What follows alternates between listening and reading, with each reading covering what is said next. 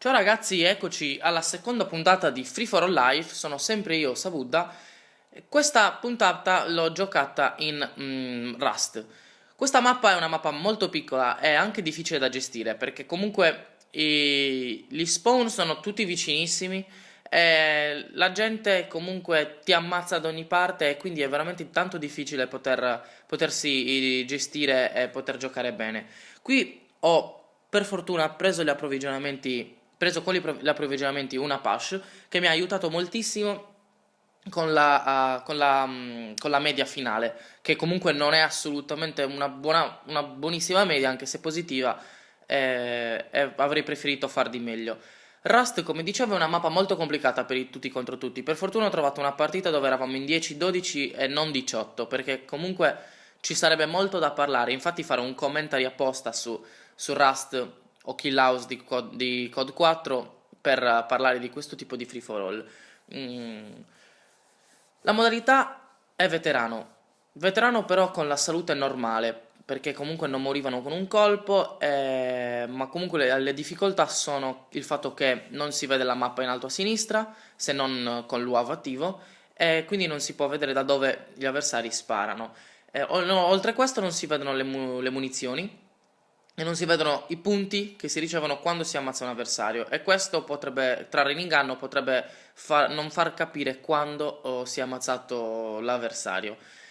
Anche perché comunque noi vediamo l'hitmark e non sappiamo se effettivamente l'abbiamo ucciso fino a che non vediamo l'animazione della morte. Qui sono stato un po' fortunato con la granata lì dentro e poi con un predator.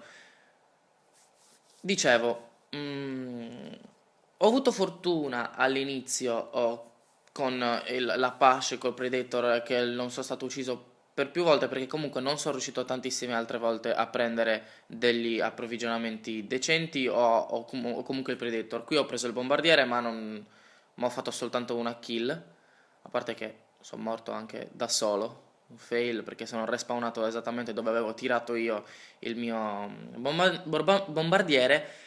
E il motivo per cui sono stato contento di aver preso la Pasha all'inizio è proprio per il fatto che dopo l'inizio sarebbe stato veramente tanto complicato riuscire a fare una serie lunga in questa mappa. La classe, come potete vedere, come arma primaria ha un l'UMP 45, con mirino laser. Non l'ho usato silenziato perché tanto sulla mappa non sarei comparso, e comunque dicono tutti che l'UMP silenziato in questo gioco sia veramente troppo forte, ma a me non dà non dà tanta differenza, quindi alla fine lo uso col mino laser, che è molto più comodo in questa mappa che è veramente piena di sabbia e non si capisce praticamente niente. La secondaria era uno striker. Lo uso alla fine giusto così per fare qualche kill con quello, solo perché avrei voluto almeno variare un po' il gameplay. Tra l'altro qui ho cercato di colpire l'avversario con la granata dell'approvvigionamento, approvvigionamento che tra l'altro è finito non so dove, mi sembra nella rete dietro la mappa, e quindi non sono riuscito a prenderlo. I perk, vabbè, le granate sono le solite, la Semtex e la Stordente, per gli stessi motivi del video precedente. Mentre i perk, due sono uguali, che sono il primo e il terzo, che sono gioco di prestigio, che per me è fondamentale, anche se ora che sto giocando a Battlefield mi sto abituando a caricare un po' più lentamente, e quindi potrei scegliere di usare sì, Sciacallo al posto di gioco di prestigio anche nelle classi di Call of Duty, mentre l'ultimo è Ninja, sempre per lo stesso motivo, anche se qua comunque non era molto utile, forse sarebbe stato meglio mettersi qualcosa come comando, anche se non è molto... non è un po' da nabbi. Comando. E invece al posto di potere d'arresto come secondo perk ho usato inflessibile. Perché questo? Perché potere d'arresto con l'UMP non ha molto senso di esistere, nel senso che l'UMP ha veramente tanta potenza da solo, a parte le caratteristiche che comunque non rispecchiano sempre precisamente ciò che è realmente l'arma. L'UMP è veramente tanto forte in questo gioco. Infatti ho usato inflessibile al posto di potere d'arresto. Inflessibile perché? Perché in questa mappa sarebbe sicuramente stato utile avere un'agevolazione per quanto riguardava le ricompense.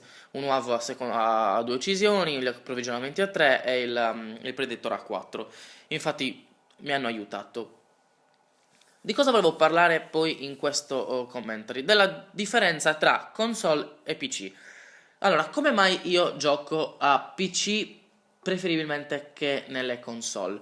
Allora, io preferisco il PC perché comunque si ha subito una dimestichezza e una manualità maggiore rispetto alle console. Se una persona che non ha mai giocato agli FPS prende un mouse e una tastiera oppure un joystick, riuscirà sicuramente a giocare molto meglio con mouse e tastiera piuttosto che col joystick, perché comunque gestirsi manovrare le levette è un po' difficilotto rispetto a quanto può essere puntare con un mouse, che comunque tutti riusciamo sicuramente a fare normalmente, perché stando al computer noi stiamo sempre puntando col mouse.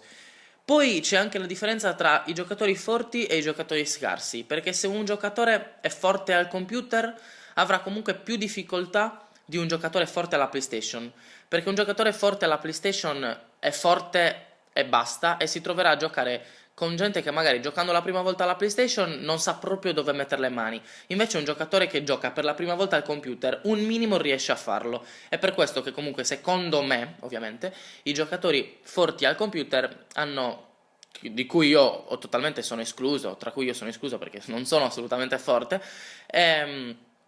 i giocatori forti al computer si troveranno più in difficoltà rispetto a quelli forti a PlayStation. Poi secondo me il gameplay del computer è molto più veloce, nel senso che comunque se tu appena metti il naso fuori da un muro hai molto più rischio di essere ucciso piuttosto che nella PlayStation. Nella PlayStation si ha più possibilità di salvarsi.